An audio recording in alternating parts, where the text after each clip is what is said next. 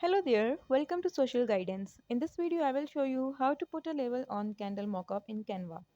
So for this, firstly, we need to create a label for our Candle Mockup.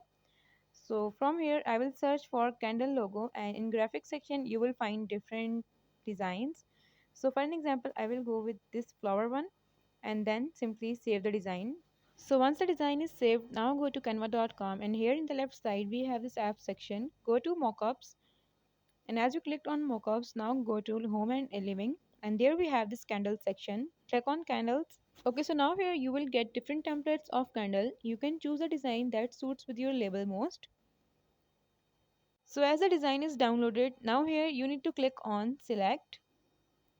Click on select, and now here you need to click on upload and upload the saved design. Click on the image and now click on open. So here it will take few seconds to upload the image.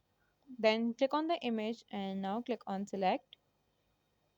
Here it will take few seconds, and now the label is displayed on Candle Mockup.